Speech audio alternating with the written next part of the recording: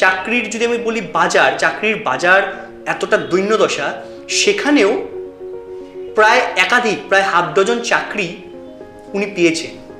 Time ডিউরেশনটা equal বলবো না, but equal importance দিয়ে পড়তাম, যেটা লকডাউনের আগে আমার ক্ষেত্রে হয়নি। লকডাউনের সময় পেয়েছি, সারাদিন বা যতক্ষণ এনগেজ থাকা যায় পড়েছি। তোমার কি মনে হয় এই চাকরিতে জয়েন করে যোগদান দেওয়ার পর সমাজের ক্ষেত্রে কতটা ইতিবাচক প্রভাব ফেলা যায় বা কতটা ইতিবাচক প্রভাব ফেলা সম্ভব?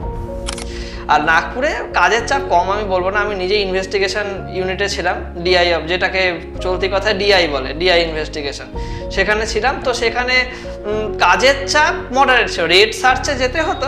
তুমি এই মুহূর্তে লাস্ট কি সিনেমা দেখেছো যেটা তোমার খুব ভালো লেগেছে? খুব ভালো লেগেছে? হ্যাঁ, খুব ভালো লেগেছে। তোমার মনে হচ্ছে যে বেশ তুমি মজা পেয়েছো, উপভোগ করেছো সিনেমাটা দেখে? আমি এটাই বলছিলাম, তুমি সাইয়ারা দেখেছো? ভালো লাগছে। আজকে জিজ্ঞেস করে 2023-এ এই অ্যাওয়ার্ড কে পেয়েছে, সেখানে 2022, 2021-এর অ্যাওয়ার্ডই। দারুণ কথা বলেছো। এটা কিন্তু বিশেষ পরীক্ষায় অনেকেরই একটা সমস্ত অ্যাসপিরেন্ট থাকে যে আমি 23-এ পরীক্ষা দিচ্ছি, 23-এরটা পড়ে চলে গেলাম, প্রশ্ন এসে গেল 2021-এ। মেরিট লিস্টে নিজে নামটা দেখতে পেলে তুমি জানলে যে তুমি সফল। সেই অভিজ্ঞতাটা, সেই মুহূর্ত, সেই মাহেন্দ্রক্ষণটা সম্পর্কে কিছু বলো। তোমার কি ফিল হয়েছিল? তো মাহেন্দ্রক্ষণ কিছুই না, অফিসে খাওয়াতে হয়েছিল, কিছু পয়সা বেরিয়ে গেছে, আর কিছু না। কিছুদিন আগে, প্রায় 10-15 দিন আগে আমরা ইনস্টাগ্রামের রিলে, ইউটিউবের শর্টসে দেখেছি যে এসএসসি সিজিএল পরীক্ষা বাতিল হয়েছে এবং তার প্রতিবাদে সমস্ত সিজিএল অ্যাসপিরেন্টরা এবং তাদের টিচাররা দিল্লির রাস্তায়। স্কুল সার্ভিস কমিশন এই রাজ্যে কী অবস্থায় রয়েছে সেটা সর্বজন বিদিত। ডাব্লিউবিসিএস পরীক্ষা প্রায় 2 বছর হলো ইন্ডিকেটিভ অ্যাডভার্টাইজমেন্ট ছাড়া কোনো নোটিফিকেশান এখনও আসেনি। তো এই যে একটা সময়ের মধ্যে দিয়ে সকলে যাচ্ছে, অ্যাসপিরেন্টরা যাচ্ছে, সেটা কেন্দ্র সরকারের পরীক্ষা হোক বা রাজ্য সরকারের পরীক্ষা, চারদিকে একটা দিশেহারা দশা।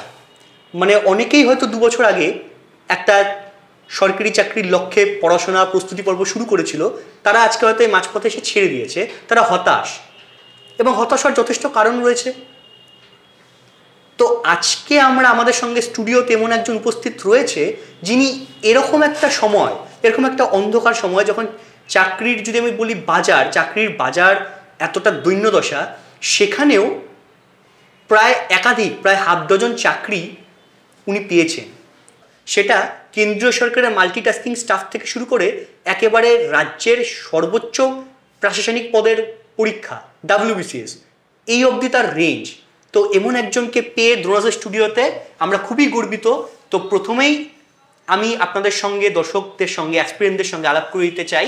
আমার ডান দিকে রয়েছে সিদ্ধান্ত ঘোষ, শ্রী সিদ্ধান্ত ঘোষ। উনি ডাব্লিউবিসিএস 2022 পরীক্ষায় অ্যাসিস্ট্যান্ট লেবার কমিশনার পদে 3 নম্বর স্থান অধিকার করেছেন। তো আমরা দ্রোণাসের পক্ষ থেকে প্রথমেই উনাকে অসংখ্য শুভেচ্ছা জানাচ্ছি তার এই সাফল্যের জন্য, এবং নমস্কার। এবং তাকে আমরা দ্রোণাসের তরফ থেকে এই সামান্য পুষ্পস্তবক এবং আমাদের ট্র্যাডিশনাল খাদা পুড়িয়ে ওয়েলকাম করে নিচ্ছি আমাদের এই আজকের এই পডকাস্টে। ঠিক আছে, নমস্কার।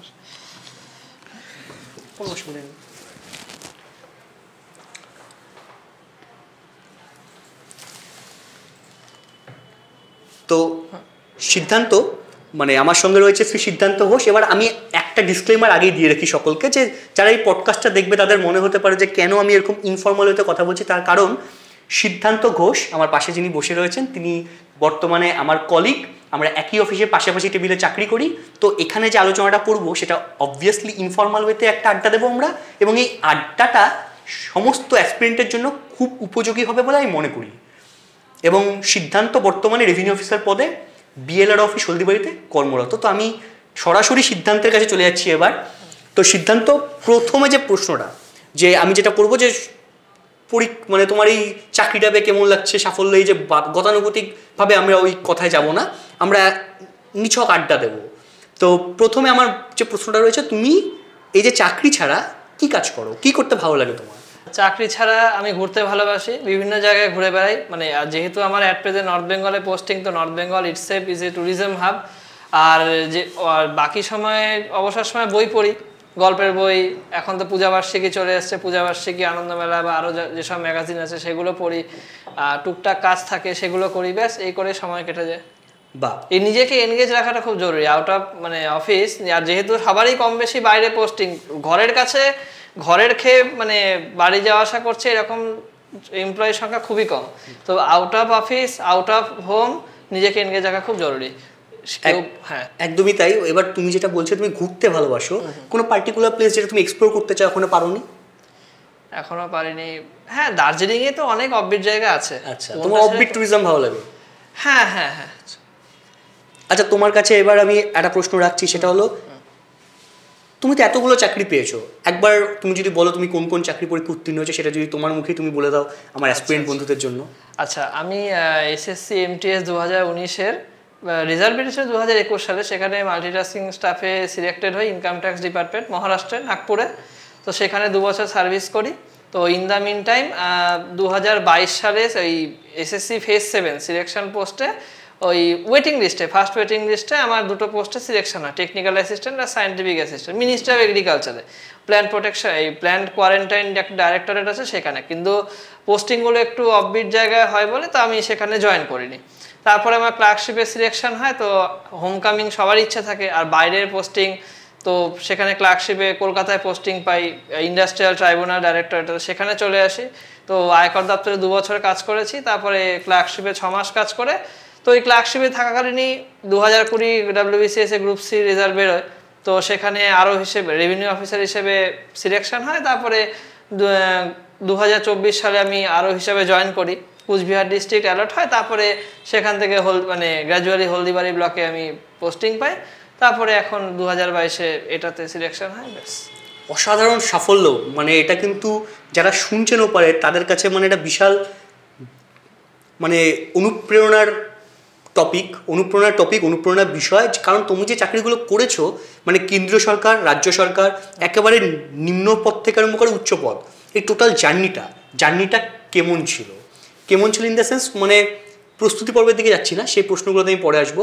ওভারঅল যে একটা দীর্ঘদিন 18 সালে প্রস্তুতি শুরু করেছো, আমি দেখছিলাম তোমার বায়োডেটাতে তুমি 14 সালে কলেজে ঢুকেছো, 17-তে পাস করেছো, 18 সালে প্রস্তুতি শুরু করো, এবং তারপরেই মানে 2-3 বছর একটা সময় লাগে প্রত্যেকের প্রিপারেশন ফেজে, তারপরে তুমি একের পর এক চাকরি পেয়েছো। তো সেই দিনগুলো কেমন ছিল? তো প্রিপারেশনের ডেজগুলো তো তোমার রুটিন মানে রোজ নামচা কি ছিল সেটা যদি একবার শেয়ার করো। প্রিপারেশন ডেজ বলতে আমি 2018 সাল থেকে প্রিপারেশন না শুরু করি। 2018, তারপরে 2019 সালে প্রথম বিসিএসে অ্যাপিয়ার করি। আমার এটা 4th অ্যাটেম্প্ট ছিল, 4th ইন্টারভিউ। আমি 2019 সালে প্রিলিমেন যেরকম স্টেজ হয়, তারপরে একটা জিনিস হয় যে লকডাউন মানে করোনার মানে কোভিড টাইম চলে আসে, সব কিছু বন্ধ, সবাই জানে, আমি ওটা নিয়ে বিস্তারিত বলছি না। সেই সময়টাকে আমরা কাজে লাগাই মানে একদম কোর প্রিপারেশন হিসাবে। মানে তখন আমাদের কোনো ইনস্টিটিউটে বা কোনো কোথাও যেতে হচ্ছে না, কোনো সব অফিসও বন্ধ, কোনো কাজও নেই, কোনো পরীক্ষা হচ্ছে না। এবং একটা ট্র্যাডিশন কি ছিল, যখন পরীক্ষা হতো একসাথে অনেক পরীক্ষা হতো। লাইক যখন এসএসসি শুরু হতো, সিজিএর সিপিও ছিল দিল্লি পুলিশের পরীক্ষা, তারপরে সিএইচএস এর একসাথে হতো, তারপরে আবার মাঝে গ্যাপ।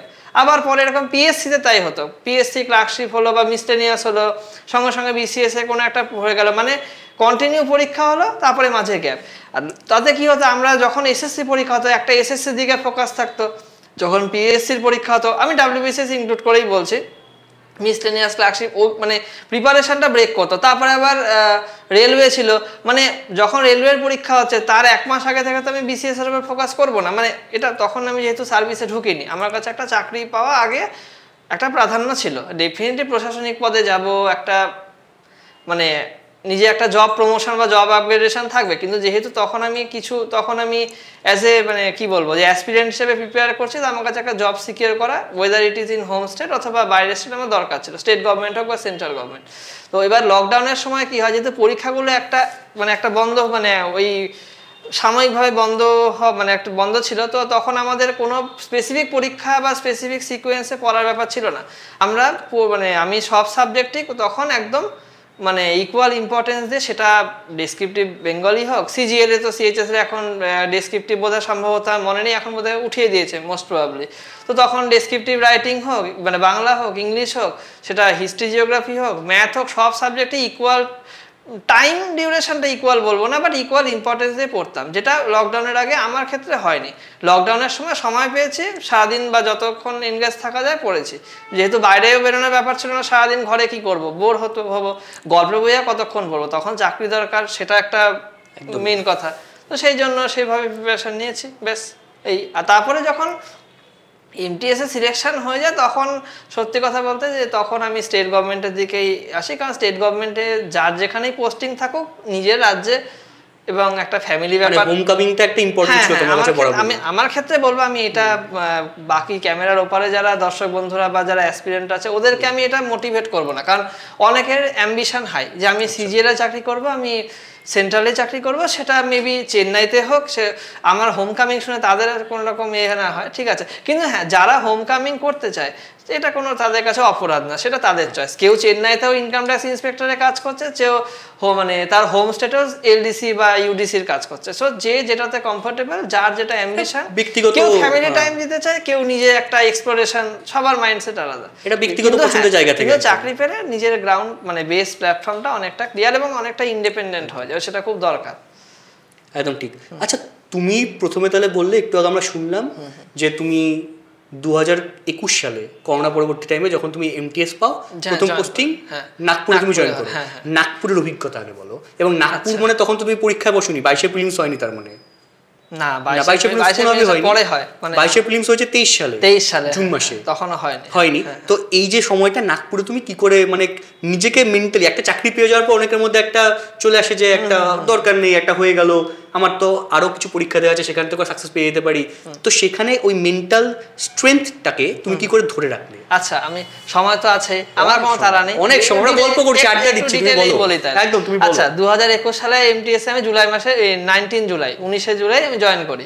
এবার আমাদের ব্যাচ ছিল, একটু ডিটেইলেই বলি, আমার ব্যাচে যতজন ছিল তার 40% বেঙ্গলি, আমরা 40% বাঙালি ব্যাচ, এবং তাদের মধ্যে অনেকেই এখন সার্ভিসে আছে, কেউ জয়েন্ট ভিডিও আছে, কেউ মিসলেনিয়াসে আছে, কেউ আইসিডিএসে আছেন, তো অনেকেই বেরিয়ে গেছি আমরা, কিন্তু আমাদের মেজরিটি ব্যাচ ছিল বাঙালি ব্যাচ, মানে বাঙালিদের একটা ছিল।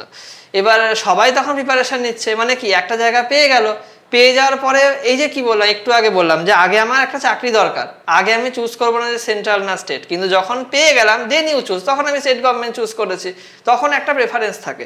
এবার একটা জিনিস ভালো, আমার মানে মহারাষ্ট্রে অ্যাকচুয়ালি ইনকাম ট্যাক্সে 3টে জোন, একটা হচ্ছে নাগপুর, একটা হচ্ছে পুনে, একটা হচ্ছে মুম্বাই।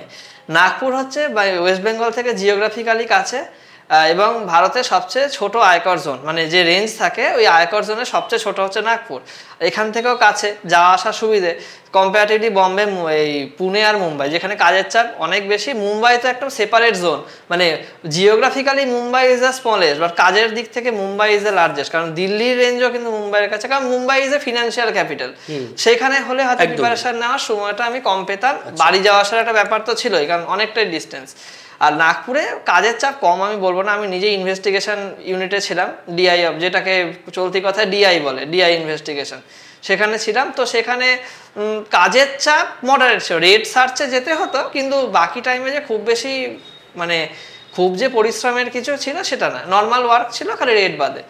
এবার আচ্ছা, আমি এখানে সিদ্ধান্তকে একটু আটকাচ্ছি ফ্লোয়ের জন্য। তুমি ফ্লোতে বলে তোমাদের রেট করতে হতো, তো মানে সেই রেটটা কি সিনেমাতে যেমন দেখি সেরকম নাকি একটু ডিফারেন্ট, বা কি তোমার অভিজ্ঞতা? সিনেমাতে যেটা অ্যাকচুয়ালি তোমার অভিজ্ঞতা বলতে, যেটা অ্যাকচুয়ালি যে অজয় দেবগনের সিনেমাতে দেখায়, আমি দু একটা রেট ওরকম যে হয়নি সেটা না, কিন্তু না ওটা ওভার হাইপ, যে গুলি করছে ছাদ থেকে শোনো, ওইসব কিছু করিনি, মানে ক্যাশ কালেক্ট তো ডেফিনেটলি হয়, ঠিক আছে হয়, কিন্তু আরেকটা জিনিস হচ্ছে সার্চ অ্যান্ড সার্ভে ইনকাম, যে সিনেমাতে খালি সার্চ দেখায়, একটা যে সার্চ মানে যেগুলো ওই টাকা, আর সার্ভে হচ্ছে আমরা কি করি, এএলসি তেও ফ্যাক্টরি ইন্সপেকশন আছে, ইনকাম ট্যাক্সেও ফ্যাক্টরি ইন্সপেকশন আছে, ঠিক আছে, দুটোর ইয়েটা আলাদা, ঠিক আছে। এএলসিরা দেখবে হচ্ছে, বা লেবার ডিপার্টমেন্ট দেখা হচ্ছে ওয়ার্কারদের হেলথ, তারপরে কাজের পরিবেশ, ইনকাম ট্যাক্স দেখা হচ্ছে যেগুলো ট্যাক্সেশন, অ্যাসেট, এগুলো কত কি আছে, টার্ন ওভার, সেগুলো দেখে। তো সেই জিনিসগুলো যে নর্মাল জিনিস, ঠিক আছে। এবার তারপরে কি হতো যে আমি নাগপুরে প্রিপারেশন করার সময় পেতাম, আর যেহেতু বাঙালি একটা অ্যাম্বিয়েন্স ছিল, আমাদের একজন মানে যিনি একটা জয়েনিং প্রসেসটা করিয়েছেন, ঠিক আছে, যিনি করিয়েছেন, বা শুধু জয়েনিং প্রসেস তো অফিসিয়াল, যে বাড়িঘর দেখা, কোথায় থাকবো, পুরো গ্রুপ সবই একজন বাঙালি ভদ্রলোক, ঠিক আছে, উনি এয়ারফোর্সের মানে এক্স এয়ারফোর্স এমপ্লয়ি, ডিফেন্স ছিলেন, ঠিক আছে, এখন এক্স সার্ভিসম্যান হিসেবে পেয়েছেন। তো তার একটা মানে কি বলবো যে একটা মানে গাইডেন্স তো থাকি সবসময়, যে ওখানে একজন বাইরের জায়গা, প্রথমবার গেছি, বাঙালি, ঠিক আছে, মানে পশ্চিমবঙ্গে খড়গপুরের লোক, তো আমার কোনো অসুবিধা হয়নি প্রিপারেশন নিতে। এবার তারপরে ওইভাবেই ক্লার্কশিপ হয়ে যায়। এবং হ্যাঁ একটা জিনিস 2020 না, হ্যাঁ, তো 2020 BCS এর পরীক্ষাটা হয়েছিল বোধ হয় 2021 সালের না 2022 সালের মে মাসে। তো ওই প্রিপারেশনটা আমি কিন্তু পুরো, যেটাতে আমি গ্রুপ সি পেয়েছি এখন অ্যাডমিশন, সেটা কিন্তু আমার নাগপুরে বসে নেওয়া। তারপরে তো 2021-22 পরীক্ষা, তারপরে তো এক এক করে বেরোলো।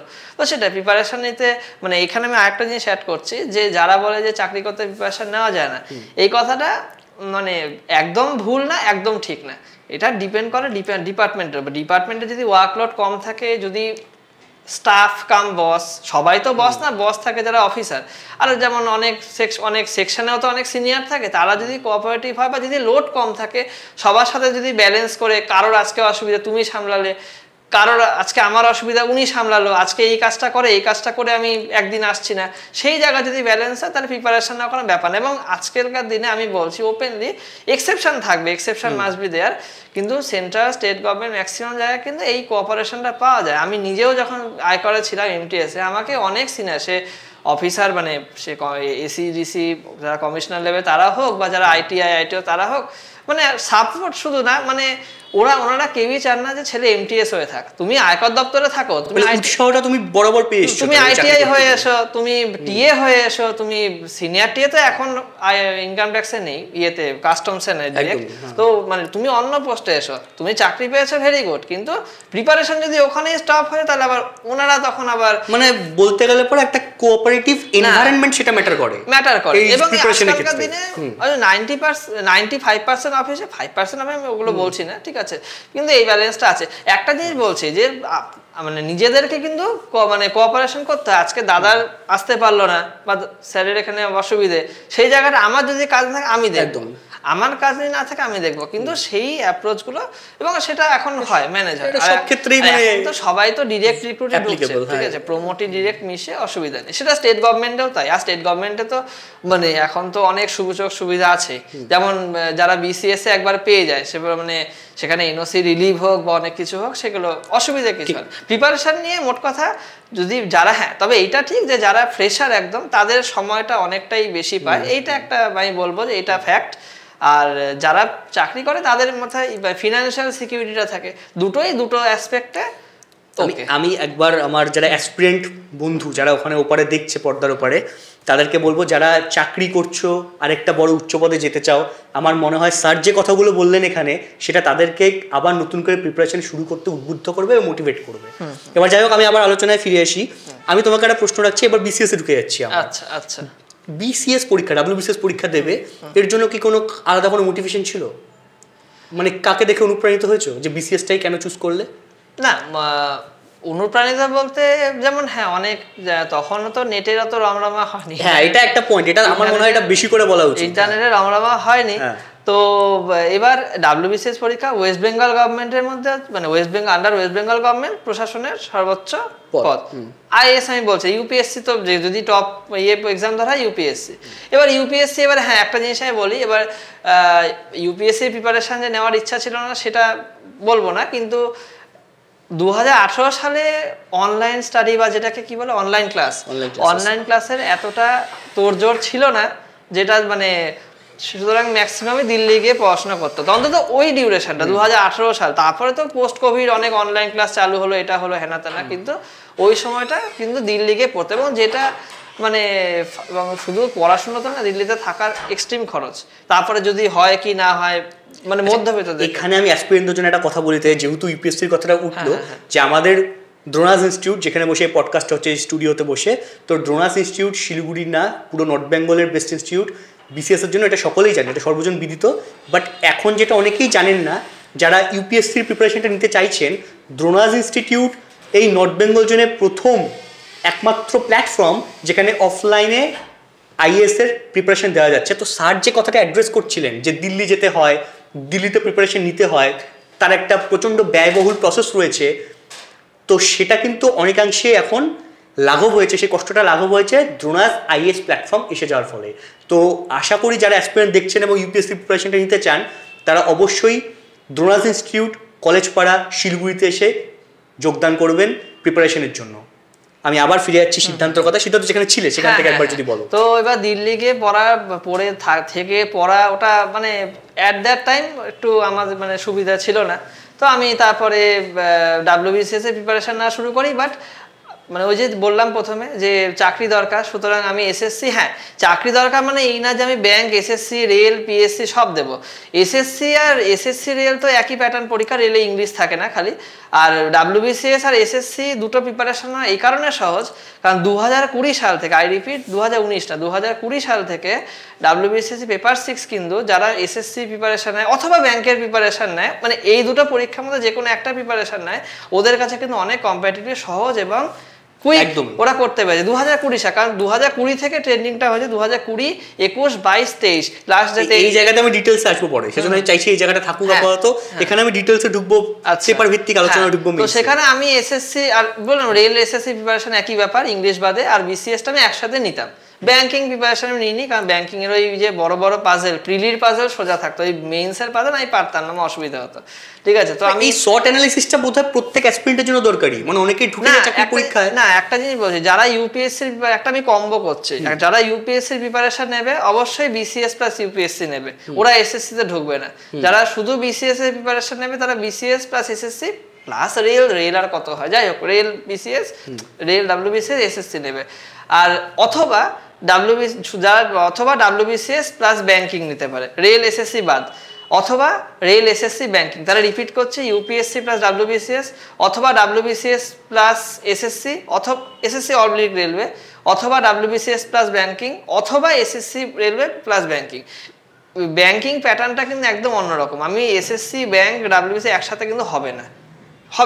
এটাই আমি বলছি, মানে কিন্তু ব্যাংকিং এর বললাম যে WBCS বা ব্যাংকিং করতে পারে, কারণ ব্যাংকিং যারা করে ম্যাথের স্পিডটা থাকে, ম্যাথ রিজনিং এ যে পাজেল বা যেগুলো থাকে এখন তো, তারপরে কি যেন বলে ডেটা ইন্টারপ্রিটেশন, এগুলোতে হ্যাঁ। তো সেই জায়গাগুলো আর যদি ইউপিএসসি তে অবশ্যই বিসিএস দেবে। তুমি আসলে বলতে চাইছো যে প্রত্যেক অ্যাসপিরেন্টের নিজস্ব ক্ষমতাটা বুঝতে হবে, যে এটা short strength, weakness, opportunity, threat, এই শর্ট অ্যানালিসিসটা একটা অ্যাসপিরেন্টে করে নিতে লাগবে যে আমার কোনটা স্ট্রং, সেই বুঝে একটা কোর্স অফ এক্সামকে চুজ করা যে এই কোর্সের এক্সামগুলো আমি দেবো, তারপর সেটা অনুসারে প্রিপারেশন। একটা জিনিস অ্যাড করছে, যেটা বললাম যে যেহেতু প্রথম চাকরি প্রিপারেশন নিচ্ছি, সেটা হচ্ছে আমার পয়েন্ট অফ ভিউ, এটা অনেকে ডিফার করবে, অনেকে সাপোর্ট করবে, আমার যে যেহেতু প্রথম মানে আমি অ্যাট প্রেজেন্ট এমপ্লয়ি, মানে অ্যাট প্রেজেন্ট আমি অ্যাসপিরেন্ট, আমার কাছে কোনো চাকরি নেই, প্রিপারেশন শুরু করছি। ঠিক আছে, প্রথম কথা নিজেকে বেকার বলার এই ট্রেনটা ছাড়তে হবে, এটা হচ্ছে number 1। You are aspirant, you are not বেকার। তুমি গ্র্যাজুয়েশন করেছো, হ্যাঁ তুমি গ্র্যাজুয়েশন করেছো, তোমার একটা ডিগ্রি হলো, এবার তুমি যদি একাডেমিক লাইনে না যেতে চাও, একাডেমিক লাইনে অনেকে যায়, ঠিক আছে, সেটা অন্যদিকে, আমি যাইনি, আমি বলছি না সেটা। আর যদি চাকরি প্রিপারেশন নিতে চাও, ঠিক আছে, তাহলে আমার মতে যে শুরুতেই আমি শুধু WBCS এরই প্রিপারেশন নেব, আমি কোনো পরীক্ষাটাকে বা পোস্টকে ছোট করছি না, কিন্তু আমি WBCS এরই প্রিপারেশন নেব, সেই বাইরে আমি নেব না, এটা কিন্তু মানে ব্লান্ডার। সে যতই আমার ফ্যামিলির ইকোনমিক ব্যাকআপ থাকুক, যতই আমি ইনফ্লুয়েন্স মানে কি বলবো যে মানে যতই মানে ফ্যামিলি বিজনেস থাকুক, ইকোনমিক সেটআপ থাকুক, কিন্তু আমি শুধু বিসিএস, তুমি হয়তো শুধু বিসিএস পেতে পারো, সেই উদাহরণ অনেক আছে, আমার বন্ধু বান্ধব বা সিনিয়ররা এমন আছে যারা পেয়েছে, কিন্তু মানে অন্য পরীক্ষায় দেব না, শুরুতে কিন্তু দুটো নিয়ে একবারে স্টার্ট করাই ভালো। পরে যদি তুমি বিসিএস মাঝখানে পড়তে পারতে না, আমি এসএসসি প্রিপারেশন নেব, ওইটা কিন্তু খাপছাড়া হয়ে যাবে। আচ্ছা সিদ্ধান্ত, এই যে তুমি শুরুর কথাটা বলছিলে, তো সেখানে আমি চলে আসছি যে শুরুটা তোমার কবে হলো, মানে এটা কি কলেজ কমপ্লিট করার পরে তুমি শুরু করলে, না কলেজে পড়াকালীন শুরু? না, আমি কলেজ কমপ্লিট করার পর শুরু করেছিলে। তো মানে এই যে কম্পিটিটিভ পরীক্ষাগুলো, স্পেশালি বিসিএস এ ফোকাস করছি, তো বিসিএস এ পরীক্ষার ধাপগুলো যদি একবার বলো, মানে কোন কোন ধাপ রয়েছে, এবং তোমার জন্য কোন ধাপটা মনে হয় সবচেয়ে বেশি কঠিন, এবং তুমি কি করে প্রতিটা ধাপে আলাদা আলাদা করে প্রিপারেশন নেবে, নাকি এটা একটা কন্টিনিউয়াস প্রক্রিয়া, নিরবিচ্ছিন্ন প্রক্রিয়া, টোটাল প্রসেসটা একসঙ্গে হয়, যেমন প্রিলিমস, মেইনস আর পার্সোনালিটি টেস্ট, ব্যক্তিত্ব যেটা সবটা একসঙ্গে হয়, এটা যদি তুমি একবার বলে। মানে ইচ এন্ড এভরি স্টেপ বলছো? হ্যাঁ, প্রতিটা স্টেপ কি রয়েছে এবং কতটা আলাদা, এবং তার জন্য কি করে প্রিপারেশনটা কি করে নেওয়া উচিত। আচ্ছা, প্রথমে হ্যাঁ এটা ভালো প্রশ্ন, সেটা হচ্ছে যে প্রিলি, মেইন, ইন্টারভিউ আলাদা বলে কিচ্ছু নেই। বিসিএস পরীক্ষা মানে বিসিএস পরীক্ষা, সেটা প্রিলির যা ইম্পর্টেন্স, মেইনসের তাই ইম্পর্টেন্স, হ্যাঁ কিছু ডিফারেন্স আমি বলছি ইন কোর্স অফ টাইম। প্রিলির যা ইম্পর্টেন্স, মেন্সেরও তাই ইম্পর্টেন্স, পিটিরও তাই ইম্পর্টেন্স। প্রিলি যদি আমি পাস না করি আমি মেন্সে বসতে পারবো না। হ্যাঁ একটা ব্যাপার যে প্রিলিতে তোমাকে 200 করতে হবে না, ঠিক আছে, মানে আমি 180 190 মার্কস সেটা লাগে না আমার কাট অফ, বা কাট অফটাও এখন ভালোই যাচ্ছে একদম। সুতরাং মানে অ্যাজ ম্যাক্সিমাম ইউ ক্যান, ঠিক আছে, as much as you can. তুমি যে পরীক্ষা পেয়েছো সেখানে কাট অফ বোধহয় 139.33, কাট অফ মনে নেই ওরকমই কিছু একটা হবে মানে। হ্যাঁ মানে আগে যেটা একটা কনসেপ্ট ছিল, মানে আমরা যখন প্রিপারেশন নিতাম, ঠিক আছে, সেটা হচ্ছে যে মানে কি বলবো যে 120 পেলেই পাস একদম। এটা আমরাও এখন একদম এখন কম করে, মানে নেগেটিভ তো হবে, সে সব আসে যতই জ্ঞানীগুণী হোক নেগেটিভ থাকবে, মানে নেগেটিভ হবে অন্তত 130 টু 1 জেনারেল, আমি বলছি জেনারেল কাট অফ 130 টু 140, 140 পেলে তো একদম সেফ, 140 আপ উঠবে না, ঠিক আছে, কিন্তু 130 টু 140 পেতেই হবে। 120 এর গল্প এখন নেই। আমি general cut off OBC cut off এখন সেম যায়, এখন এসসি আমি ক্যাটাগরি মেনশন করেই বলছি, এসসি এসটি কাট অফ এখন ভালো যায়। আগে 4-5 বছর আগে এসটি, 3-4 বছর আগে এসটির যা কাট অফ যেত, এখন এসটি কাট অফ ভালো যায় না। টার্গেট করো 130 টু 140, এবার ওইটুকু। এবার তুমি যদি 150 পাও ভালো, বাট আমি 180-90 পেয়ে সব মার্ক দাগিয়ে আসবো, ওইটা কিন্তু ব্লান্ডার। হ্যাঁ সে একদম অ্যাকুরেসি হলে, এবার সবাই যে অ্যাকুরেট কিছু জিনিস গেস করতে হয়, এবার সেটা ট্যাকটিক্যালি আমি একদম মানে wild, don't make wild guess.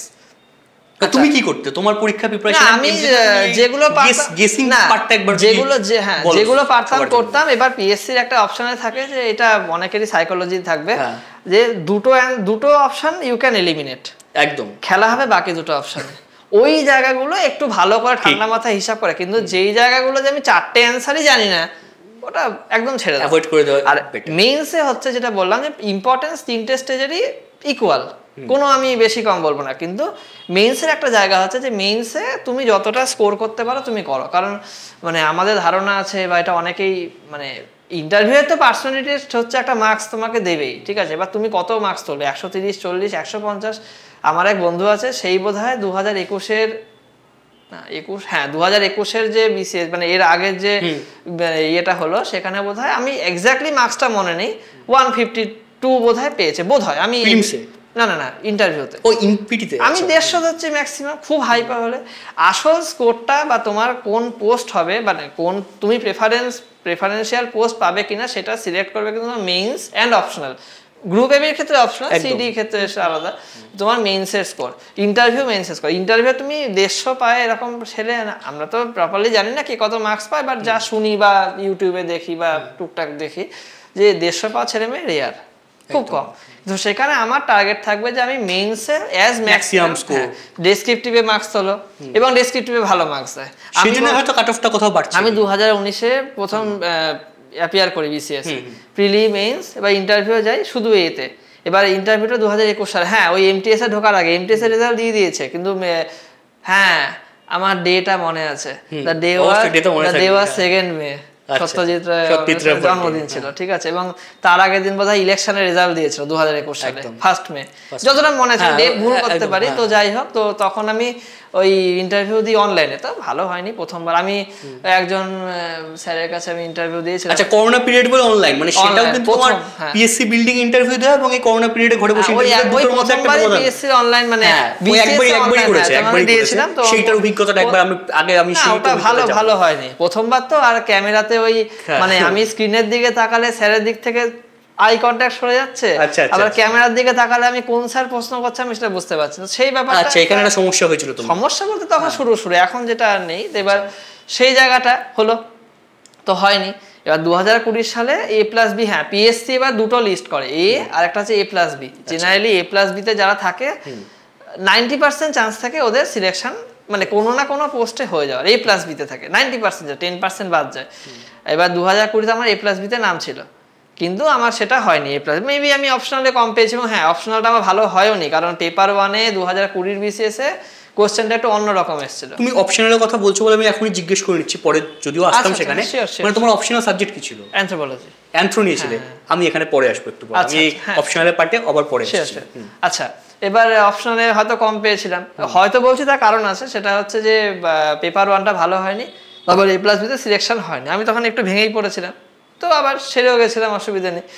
এবার তারপরে এবার 2020 এবার বিসিএস এ কি হয় যে আমি যদি একবার মানে এর ইন্টারভিউ দিয়ে দিই, মানে A+B হোক বা A হোক, আমি যদি CD কে প্রেফারেন্স রাখি তার আলাদা করে ইন্টারভিউ দিতে হয় না, ওই যা হয় ঐকিক নিয়মে ইন্টারভিউ মার্কসটা ক্যালকুলেশন করে অপশনালটা বাদ দিয়ে। তো আমার সিতে ডেসক্রিপটিভ ভালো হয়েছিল। এবার সি কি বলবো, হ্যাঁ সিতে আমার এই আরো পোস্টে সিলেকশন হয় 2020টাতে।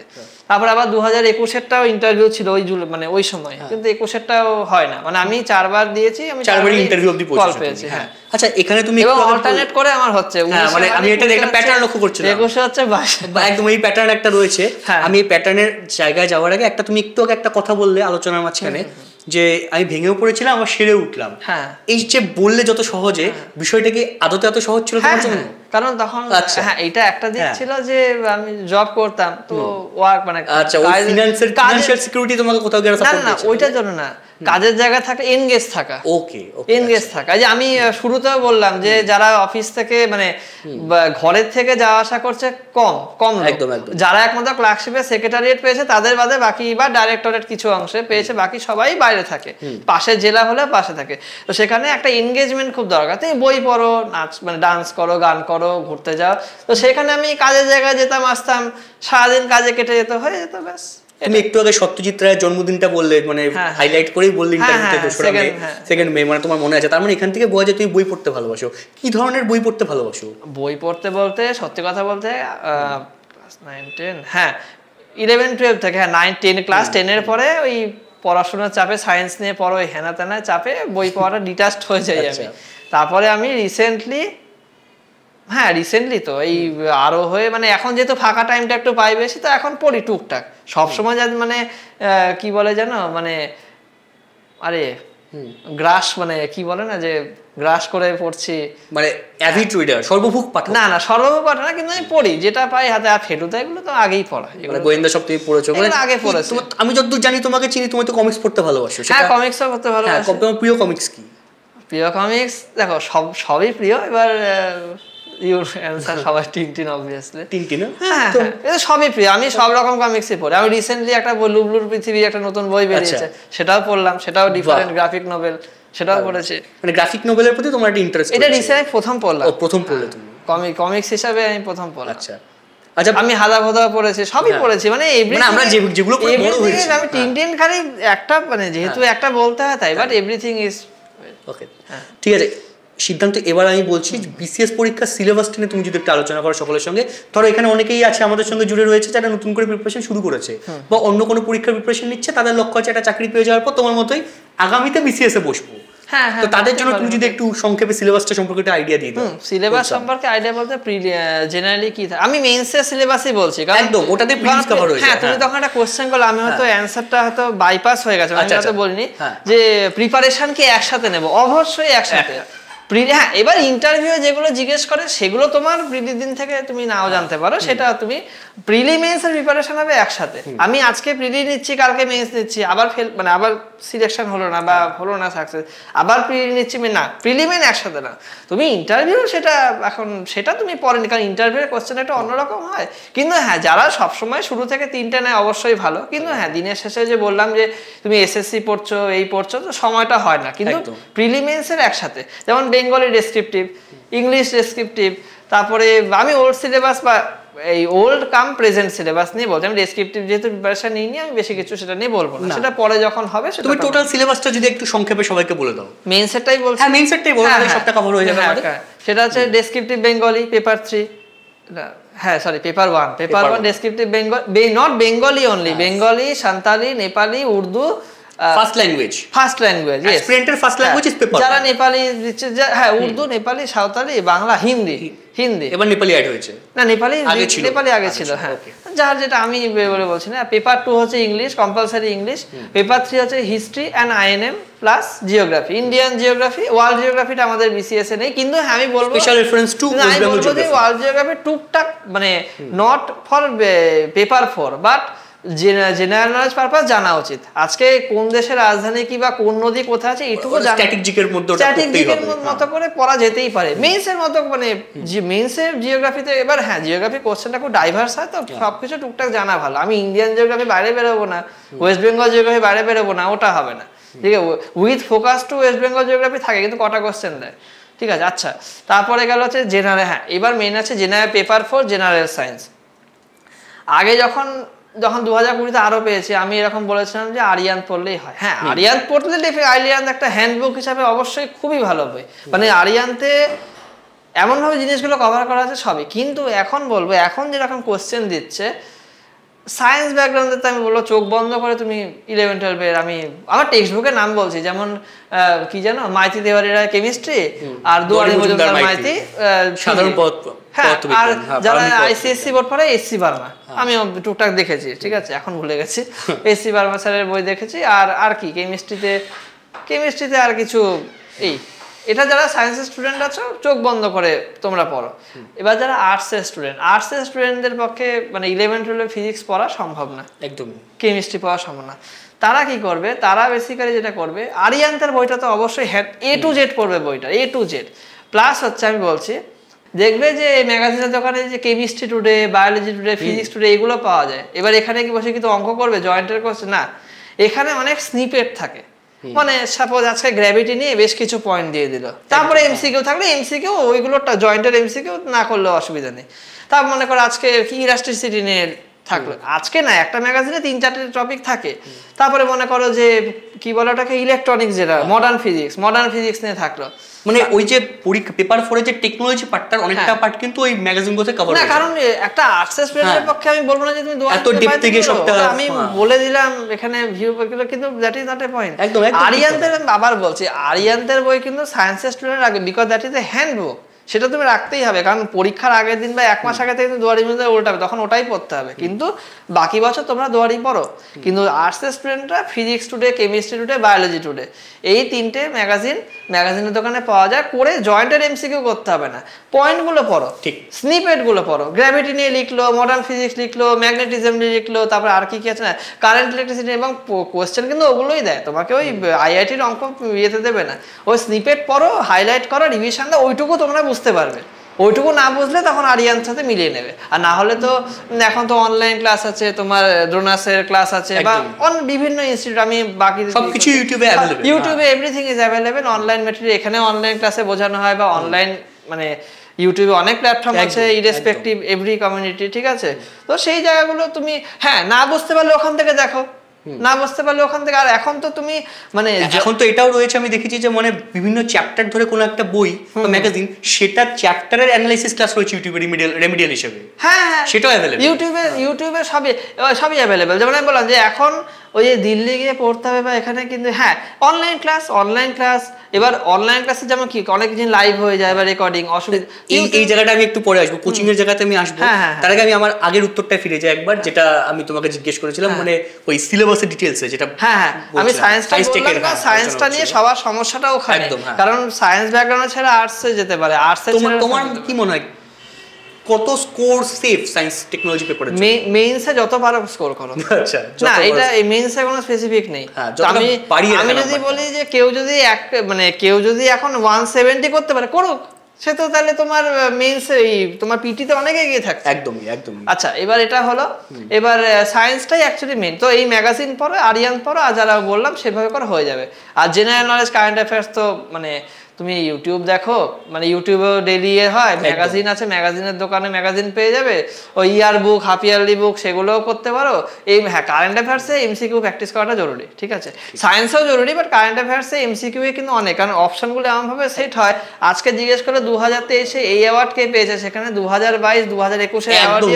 দারুণ কথা বলেছো। এটা কিন্তু বিশেষ পরীক্ষায় অনেকেরই একটা সমস্ত অ্যাসপিরেন্ট থাকে যে আমি 23-এ পরীক্ষা দিচ্ছি, 23-এরটা পড়ে চলে গেলাম, প্রশ্ন এসে গেল 2021-এ কে পেয়েছে। আর একটা জিনিস হচ্ছে যে একটা ভালো এক্সাম্পল দিই, F1 গ্র্যান্ড পিক্স। আমরা যেসব প্রিপারেশন নিয়েছি সব সময় একজনই জিততো, সেটা লুইস হ্যামিল্টন।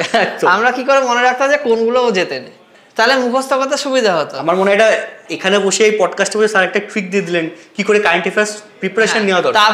তারপরে বার হতো ম্যাক্স ভেস্টাপেন, তাও এরকম করে মনে রাখতে হতো। কিন্তু ওই অপশনগুলো কিন্তু এমন দেবে না যে আজকে এই অ্যাওয়ার্ড কে পেয়েছে, এখানে মনে করো গানের অ্যাওয়ার্ড, সেখানে লতা মঙ্গেশকরের পরে আমির খান দিল, সেই সব দেবে, 4টে সিঙ্গার নাম দেবে, 4টে সিঙ্গারই হয়তো এই অ্যাওয়ার্ড পেয়েছে, ঠিক আছে। এবার জ্ঞানপীঠ অ্যাওয়ার্ড কে পেয়েছে ফার্স্ট, প্রথমও দেবে, দ্বিতীয়, তৃতীয়, চতুর্থ, সেভাবে দেবে। তো সেই জায়গাগুলো এমসিকিউ প্র্যাকটিস করা জরুরি। আচ্ছা, পেপার 5-6 হচ্ছে কনস্টিটিউশন, ইকোনমিক কনস্টিটিউশন তো লক্ষ্মীকান্ত বা যে যা লক্ষ্মীকান্ত মাদার বুক। আর ইকোনমিক্সের ক্ষেত্রে আমি যখন প্রিপারেশন শুরু করেছিলাম 18-19 সালে, তখন এই বইটা বেরোয়নি, ঠিক আছে। আমি তখন কি বলবো যে এনসিইআরটি দেখতাম আর ইউটিউব যেটুকু অ্যাভেলেবেল থাকতো, আর এনসিইআরটিটা বেসিকটাই পড়তাম। রমেশ সিং স্যারের বই দেখেছি, কিন্তু ওটার পরে পড়ার সাহস হয়নি সত্যি কথা বলতে, ঠিক আছে। ওটা আরবিআই গ্রেড বি যারা দেয় তাদের জন্য। আরেকটা বই আমি তুমি দেখেছো কিনা জানি না, নিতিন সিংহানিয়া স্যারের, ওটাই বলছি, নিতিন সিংহানিয়া স্যারের বইটা রিলিজ হয় ওই লকডাউনের ওই সময়টা, মানে 18-19 হয়তো আমি পাইনি। তো আমি তারপরে কিন্তু নিতিন সিংহানিয়া স্যারের বইটা ওটাকেই পরে মানে আর এনসিইআরটি পরে পড়িনি। খুবই ভালো বই এবং ইজিলি লেখা, এত সুন্দর ইজিলি লেখা, প্রত্যেক বছর আপগ্রেড হয়, ঠিক আছে। ব্যাস এটাই। আর ব্যাস এটাই। তুমি ম্যাথমেটিক্স পেপারটা নিয়ে বলো যে কি করে এভলিউশনটা হলো। তুমি 19 থেকে পরীক্ষা দিচ্ছ, তো তোমার এভলিউশনটা কি চোখে পড়ছে? অ্যারিথমেটিক আর রিজনিং যে 200 মার্কসের পেপারটা, সেটা কি ধরনের টাফ কোশ্চেন আসছে বা কি আসছে বা কতটা চেঞ্জ হয়েছে, আর্টসের ছেলেরা কি করে কোপ আপ করবে, এই বিষয়টা একবার তুমি যদি আলোকপাত। আচ্ছা, সেটা হচ্ছে যে অনলাইনে অনেক এসএসসি ব্যাংকিং এর মক থাকে, ঠিক আছে। এসএসসি রেলওয়ে বা ব্যাংকিং মক থাকে, মক টেস্ট দাও। অনেক বললাম যে অনলাইন ক্লাসেস আছে, বা যারা অফলাইন ক্লাস করছে, অফলাইন ক্লাস করছে, ইউটিউবে ম্যাথ দেখে নাও, তারপরে অনলাইন মক দাও। মক দেওয়াটা কিন্তু জরুরি। ক্লাসে তো স্যার শেখাবেন, তুমিও শিখলে বুঝলে, সে দুবার প্র্যাকটিস করে তোমার হয়ে যাবে, সে 1-2 বার তুমি করবে, কিন্তু মক দেওয়া কিন্তু খুব জরুরি। রিজনিং কঠিন কিছু আসে না, ঠিক আছে, কিন্তু আর এখন তো রিজনিং তো আসছেই না। এটা এই জায়গাটা এক্স্যাক্টলি বলতে চাইছি যে মানে সেই যে একটা কোথাও গিয়ে একটা ইকুইলিব্রিয়ামটা ব্রেক হয়ে গেছে। আগে ছিল 100 মোটামুটি কাছে পিঠে আসতো, বা নাম্বারটা কমলো। এখন রিজনিং তো 20টা প্রশ্নও আসছে না, এখন যা দেয় তাও ডিআই দেয়, মানে সেটাও ঠিক ওই মকের উপরই চলতে। তুমি ক্লাস করো, ক্লাসের পর ক্লাস হোক বা যাদের ইয়ে হোক, তাই ইউটিউব দেখো, সেই করে তার মক তোমাকে দিতে হবে। আচ্ছা, অ্যাসপিরেন্টদের জন্য জিজ্ঞেস করছি, অ্যারিথমেটিকের কোন কোন চ্যাপ্টারগুলোতে জোর দেওয়া ওয়েটেজ বেশি? সব চ্যাপ্টার। আচ্ছা, সব চ্যাপ্টার, এভরি চ্যাপ্টার। আজকে নাম্বার সিস্টেমও যা important, time and work, pipe system, তারপরে কি আছে তোমার রেস এন্ড গেমস থেকে, রেসে কম দেয় কিন্তু বোট এন্ড টাইড, হ্যাঁ boat and tide, tide and boat, ওটা টাইম ডিসটেন্সেরই পার্ট ওটা। আচ্ছা, আর কি profit loss, mixture alligation, average, CI SI, কোনটা বাদ দেব? সবই মোটামুটি যা সিলেবাস আছে সবই করতে হবে। আর রিজনিং এ স্পেসিফিক, এবার রিজনিং এ যেটা মানে সেটা কি এই যে প্রিপারেশনটা নেবে, সেটা কি সিম্পল অ্যারিথমেটিক লেভেলে নেবে নাকি অ্যাডভান্সডে আসছে প্রশ্ন? না, ওটা কম্পিটিটিভ লেভেল একটা মেনটেন হয়, ঠিক আছে। হ্যাঁ, এখন আমি প্রিপারেশন সময় আর পরে আর এগুলো পড়িনি, যেমন পারমুটেশন, কম্বিনেশন, প্রবাবিলিটি অ্যাড হচ্ছে, তা আমি আর মানে ওগুলো আমি স্কিপ, আমি মোটিভেট করছি না কাউকে, আমি আর সত্যি কথা বলতে এগুলো আর করিনি প্র্যাকটিস, ঠিক আছে। সেগুলো তুমি এখন মোটামুটি সব মকে এখন কোশ্চেন থাকে, তো অসুবিধা নেই। মানে তুমি এখানে যেটা বললো ওই কোটা ফ্যাক্টরিতে যেভাবে বলে ইনঅর্গানিক বাদ্য বের করা যাবে, জিতু ভাই যেভাবে বলেছিল সেভাবে আমি সব করো। আমি করিনি, আরে আমি করিনি, আমার দরকার মানে করেনি, কারণ তুই বাকিটা থেকে ওটাই বলছিস, তুই বাকিটা থেকে করতে পারে কেউ চাইলে। সব চ্যাপ্টার করে যাবে। প্রবাবিলিটি চ্যাপ্টারটা কি, প্রবাবিলিটি চ্যাপ্টারের এটা মানে রেঞ্জটা অনেক বেশি, কিন্তু পারমুটেশন, কম্বিনেশন খুব দেখো, সবই করে যাও। তুমি টাইম এন্ড ডিসটেন্স অঙ্ক যদি না পারো করতে, প্রবাবিলিটি করে দিলে, সব করো। তোমার টার্গেট থাকবে অঙ্কে 200তে, কিন্তু হ্যাঁ 200 হয় না, ঠিক আছে, কিন্তু মানে যত বেশি মার্কস কি তুমি 200 পেলেও সেটা তোমার অপরাধ না। মানে মেইনসে নাম্বার বেশি পেয়ে রাখা মানে চাকরি একটা মোটামুটি অবশ্যই। আর যদি A+B তে নাম ওঠে, যদিও যদি নাম ওঠে, তোমার অনেক অংশে সিকিউর থাকে। আচ্ছা, আমি পরবর্তী প্রশ্নে আসছি তোমার কাছে, যে তুমি অ্যাজ অ্যান অ্যাসপিরেন্ট পার্টিকুলার এই 6টা পেপারের মধ্যে কোথায় বেশি এমফাসাইজ দিয়েছিলে, কোথায় তোমার বেশি খাটনি হয়েছিল প্রিপারেশন নিতে, এবং সেটাকে তুমি কি করে ট্যাকেল করলে? আচ্ছা, সবচেয়ে বেশি এমফাসিস, প্রথমে বলি যে সব সাবজেক্টেরই ইকুয়াল ইম্পর্টেন্স আছে, যেটা প্রিলিমিনারি ইম্পর্টেন্স, আমি ইম্পর্টেন্স পার্সপেক্টিভে বললাম। মানে এখানে এবার স্যার যেটা করছেন, মানে সেটা সবটাই উনি সোশ্যালিস্টিক অ্যাপ্রোচে কথা বলছেন, সবাই ইকুয়াল ইম্পর্টেন্স। আমি বলছি তুমি তার মধ্যে ওটাই বলছি, সেটা হচ্ছে যে তার মধ্যে যদি হয়, যেহেতু ডেসক্রিপটিভ অপশনালটা ডেসক্রিপটিভ, অপশনালটার জন্য আমি স্পেসিফিক্যালি টাইম বার করতাম আলাদা করে, একদম বিসিএস এর জন্য। এসএস এর জন্য লকডাউনের সময় তো অঙ্ক অনেক করে দিয়েছি বলে অসুবিধা হতো না, ঠিক আছে। আচ্ছা, তুমি অ্যানথ্রোপোলজি চুজ করলে কেন? বোটানি তোমার না, অ্যানথ্রোপোলজি চুজ করলাম কারণ কি বলবো, যে অবশ্যই একটা এখন আর সাজেস্টিভ, পেপার টু সাজেস্টিভ, বাকি পেপার ওয়ান আর সাজেস্টিভ। এই জায়গাতে আমি আসছিলাম যে মানে কোশ্চেন প্যাটার্ন তো পুরোপুরি বদলে গেছে বলতে। তুমি 2300 পরীক্ষা দিয়েছো, কিন্তু না, একটা জিনিস, যে যেহেতু বায়োলজি ব্যাকগ্রাউন্ড, আচ্ছা সেটা তোমার অনেক জেনেটিক্স পড়া, আর অ্যানথ্রোপোলজির একটা পুরো সেকশন, মানে সেকশন বলবো না, একটা কোশ্চেনের পুরো পার্ট আছে জেনেটিক্স থেকে, যেটা অনেকে অসুবিধা হয় বলছি, করতে পারে না, তারা অসুবিধা। আর বায়োলজি ব্যাকগ্রাউন্ড, আর সিনিয়রদের কাছে শুনেছি যে, আর তখন anthropology, history, psychology, sociology, Bengali, হ্যাঁ এই পাঁচটাই তো। আর যারা মাদার সাবজেক্ট যেটা আমি ওটা বলছি একে করে, যে যেগুলো মেইন সাবজেক্ট আমাদের সময় ছিল অ্যানথ্রোপোলজি, সাইকোলজি, হিস্ট্রি, বেঙ্গলি আর সোসিওলজি। বেঙ্গলি অনেকে নিত, বেঙ্গলি স্কোরিং ছিল। এবার সেটা হচ্ছে অ্যানথ্রোপোলজি এমন একটা সাবজেক্ট যেটা মানে প্রথম কথা অ্যাডমিনিস্ট্রেশনের সাথে অনেকটা অ্যাটাচড, বিকজ ট্রাইবাল একটা বড় পোর্শন অ্যানথ্রোপোলজি এবং অ্যাডমিনিস্ট্রেশনে ট্রাইবাল অ্যাডমিনিস্ট্রেশন কিন্তু একটা ভাইটাল জিনিস। সেটা উত্তরবঙ্গের আলিপুরদুয়ার জেলা চা বাগান হোক বা জলপাইগুড়ি জেলা চা বাগান হোক, ঠিক কালচিনি ব্লকের সে মানে লেপচাখার পাহাড় হোক, কিংবা দক্ষিণবঙ্গে পুরুলিয়া, বাঁকুড়া, পুরুলিয়ার প্রত্যন্ত জায়গা হোক, বাঁকুড়ার একটা তোমার কি বলবো বাঁকুড়ার একটা পোর্শন হোক, ঝাড়গ্রাম তো পুরো ট্রাইবাল ডিস্ট্রিক্ট। তো ট্রাইবাল অ্যাডমিনিস্ট্রেশন কিন্তু আমাদের মেইন অ্যাডমিনিস্ট্রেশন হোক বা লাইন ডিপার্টমেন্টাল অ্যাডমিনিস্ট্রেশন হোক, সেটা ল্যান্ড হোক, কোনো প্রকল্প রূপায়ণ হোক, এটা কিন্তু বড় ভাইটাল জায়গা যেটা অ্যানথ্রোপোলজিতে আছে। দ্বিতীয়ত অ্যানথ্রোপোলজি এমন একটা সাবজেক্ট যে কোনো ব্যাকগ্রাউন্ডের ছেলে, আইডিপি যে কোনো ব্যাকগ্রাউন্ড, সে ইঞ্জিনিয়ার হোক, ডাক্তার হোক, মানে সায়েন্স হোক, আর্টস হোক, কমার্স হোক, সবাই নিতে পারে, এভরিওয়ান। জেনেটিক্স পেপার অসুবিধা কি আছে? এখন তো বললাম যে এখন সবই অনলাইনে সব অ্যাভেলেবেল, বুঝে নেবে একটা পেপার, প্রয়োজনে সে কোয়েশ্চেনটা স্কিপ করে দেবে, অর্থ থাকে। তো সেইটা তুমি যে কোনো ব্যাকগ্রাউন্ড থেকে আসুক, technical, non technical, science, arts, সবাই নিতে পারে। আর যেহেতু এটা একটা যেটা বলা, হ্যাঁ, সো এই অ্যানথ্রোপোলজির একটা পার্ট হচ্ছে সোশ্যাল অ্যানথ্রোপোলজি। এই যে আমরা পাবলিক রিডিং করি বিভিন্ন জায়গায়, কিভাবে ওয়ে অফ ইন্টারাকশন, সেই জায়গাগুলো কিছু অংশে আমরা বুঝতে পারি। প্র্যাকটিক্যাল তো অনেক সিনারিও আলাদা, কিন্তু একটা সম্যক ধারণা পাওয়া যায়।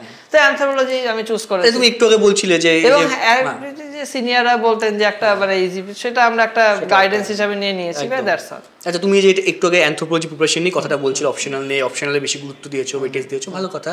তো মানে তোমার কি মনে হয়েছে টোটাল প্রস্তুতি পর্বে কোচিং নেওয়া কতটা জরুরি? কোচিং না জরুরি এই কারণে জরুরি, মানে আমি বলছি না যে দ্যাট ইজ ম্যান্ডেটারি, বা জরুরি এই কারণে যে কোচিং নিলে অনেক কিছু, মানে যেমন মেটেরিয়াল প্রিপারেশন, ঠিক আছে, একটা স্টুডেন্ট সে শিখছে, সে হি জাস্ট স্টার্টেড প্রিপারেশন, সে হাইলাইট করলো পয়েন্ট, সে তোমার আলাদা করে নোটস বানালো। কোচিং সেন্টারে কি হয়, সে ইরেসপেক্টিভ, আমি কারোর স্পেসিফিক কোনো নাম বলছি না, ঠিক আছে, ইরেসপেক্টিভ মেটেরিয়ালটা কিছু অংশে শর্টেড করা থাকে। কোন কোন পয়েন্ট আমার আজকে রমেশ সিং বই, তুমি কম্প্রিহেনসিভ ওয়েতে অনেক সময় তোমার বেঁচে যাচ্ছে। আমি আবারও বলছি, সব মানে ইরেসপেক্টিভ এভরি ইনস্টিটিউট এই জায়গাটা কিন্তু খুব হেল্পফুল। নর্থ বেঙ্গল হোক, সাউথ বেঙ্গল হোক, এই কম্প্রিহেনসিভ পয়েন্টগুলো থাকছে। আমি আজকে মনে করো যে মানে অবশ্যই সেটা বেশি পড়া হচ্ছে, কিন্তু বেশি পড়া করতে গিয়ে আমি একটা সাবজেক্টের সময় বেশি দিতে গিয়ে আমি সেখানে আমার দ্বিতীয় প্রশ্ন ঠিক এখানেই শুরু হচ্ছে, পরবর্তী প্রশ্ন আমার এখানেই শুরু হচ্ছে যে এই যে তুমি বলছিলে সময় দেওয়ার ব্যাপারটা, টাইম ম্যানেজমেন্ট, তোমার এক্সাক্ট রুটিন কি ছিল প্রিপারেটরি ফেজে? তুমি টাইম ম্যানেজটা কি করে করতে? আচ্ছা, একটু ভ্যারি করেছে, মানে লকডাউনের সময় যা করেছি, তারপরে হ্যাঁ মানে তুমি তোমারটা বলো। আমি সকালে ম্যাথামেটিক্স এগুলো করে নিতাম, মাইন্ড ফ্রেশ থাকে। আচ্ছা, তারপরে একটা জিএস পেপার পড়তাম। হ্যাঁ, একটা জিনিস বলছি, আমি ম্যাথামেটিক্স আর হচ্ছে অপশনালটা অল্টারনেট ডেতে করতাম, কারণ কি সকালে হচ্ছে মানে আমার ক্ষেত্রে মানে মাইন্ড ফ্রেশ থাকতো, বা অনেকেরই থাকে। অ্যানালিটিক পার্টগুলো বা যেগুলো ডেসক্রিপটিভ পার্ট সকালে করা ভালো। আমি এবার কি প্রতিদিনই অঙ্ক করবো? প্রতিদিনই অ্যান্সার না। আমি সকালে মনে করো সোমবার আমি অঙ্ক করছি, বা ম্যাথামেটিক্স মানে কোয়ান্টিটেটিভ তোমার রিজনিং হোক, ম্যাথ হোক। রিজনিং আমি খুব একটা করিনি, ক্লক ক্যালেন্ডার ছাড়া আমি বেশি কিছু রিজনিং করিনি, যেগুলো হ্যাঁ। বাকি ম্যাথ এগুলো মক টক দিতাম, ঠিক আছে, যেগুলো স্টাডি মেটেরিয়াল হোক বা বই হোক বা যাই হোক, ঠিক আছে, সেগুলো আমি প্র্যাকটিস করতাম। তারপরের দিন অ্যান্সার, আবার পরের দিন ম্যাথ, পরের দিন অ্যান্সার। তো এইভাবে 3-4 দিন ম্যাথ থাকতো, মানে এই উইকে 3 দিন ম্যাথ, 4 দিন অপশনাল, পরের সপ্তাহে 4 দিন ম্যাথ। সেটা আমি নর্মাল করোনার সময় বলছি, লকডাউনের সময় বলছি। চাকরি পেয়ে যাওয়ার পরে তারপরে কি হতো, আমি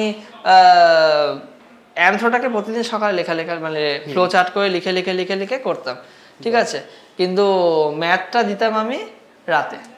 এবার জিএস পেপারটা কখন পড়তাম? জিএস পেপারটা আমি বেসিক্যালি কভার করতাম, মানে কি বলবো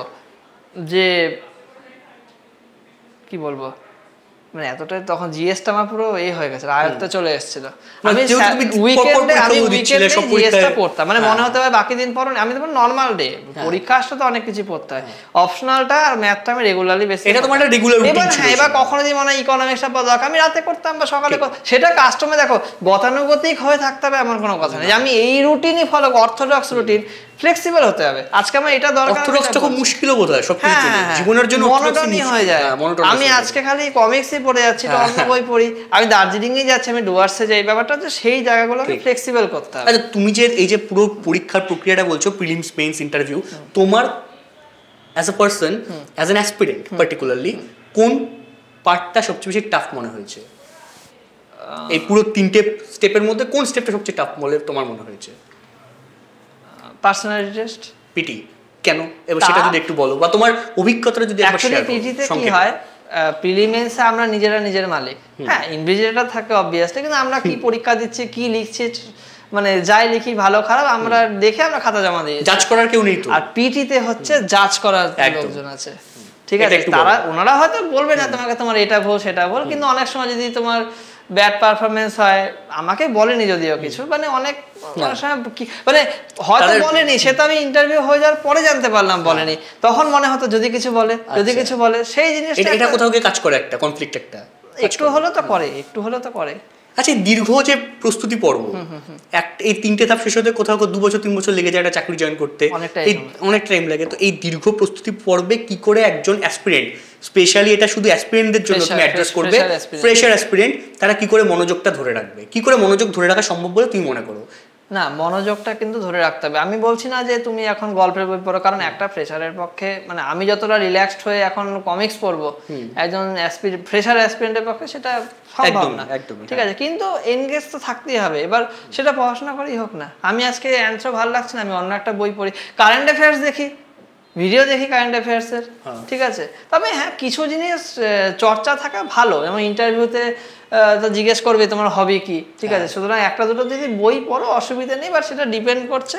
আমি বলবো যে যদি প্রিপারেশনের মধ্যেই থাকতে চাও, তুমি সাবজেক্ট চেঞ্জ করে করে পড়ো, ঠিক আছে, গান শোনো, ঠিক আছে, সিনেমা দেখতে বলবো না, অভ্যেস হয়ে যাবে পরে, ঠিক আছে, তুমি গান শোনো, তুমি তোমার কি সিনেমা দেখতে, তুমি কি সিনেমা দেখতে, যেটা অভ্যাস হয়ে গেছে, তুমি বললে অভ্যেস হয়ে যাবে পরে, তুমি কি দেখতে?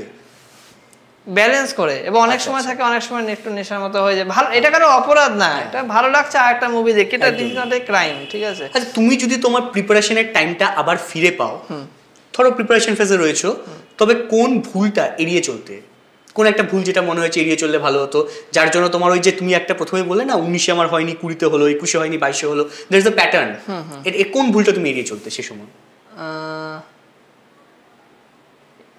দেখো, ভুল তো অনেক কিছুই আছে, এবার আমি স্পেসিফিক্যালি কোনটা বলবো। আচ্ছা, তবে এই মুহূর্তে কোনটা তুমি এখন পয়েন্ট আউট করতে পারছো না? ভুল বলতে কি বলি, আচ্ছা ঠিক আছে, হ্যাঁ মানে আমি বলছি না যে আমি অ্যাকুরেট পারসন, ঠিক আছে, কেউই নই আমরা, স্পেসিফিক্যালি কোন, তবে যার যেটা ভুল থাকে, একটা জিনিস আমি বলি, ইন্টারভিউতে তো অনেক সময় বলবে যে তোমার নেগেটিভ কি, এটা বলি যে তোমার পজিটিভ দিক কি, তোমার নেগেটিভ দিক কি, বা তোমার দুটো উইকনেস বলো। একটা জিনিস দেখো, উইকনেস তুমি যাই বলো বা না বলো, একটা জিনিস অ্যাড করবে যে আমরা তো সবাই মানুষ, উই অল আর, এটা আমি ক্যাজুয়ালি বলছি, we all are human beings, ঠিক আছে, মানুষ মানেই তার ভুল, মানে দোষ ত্রুটি ভুল ঠিক মিলে মানুষ। যদি আমাকে এই প্ল্যাটফর্মটা দেওয়া হয়, বা যদি আমি এই এক্সপোজারটা পাই, বা এই মানে কি বলবো যে এই জায়গাটা আমি অ্যাচিভ করি, আমি মানে কি বলবো যে থ্রু মানে ডে টু ডে লাইফস্টাইল ইয়ে করে, অফিসে ইন্টারাকশন করে, আমি আমার ভুলগুলোকে কারেকশন করে নেব।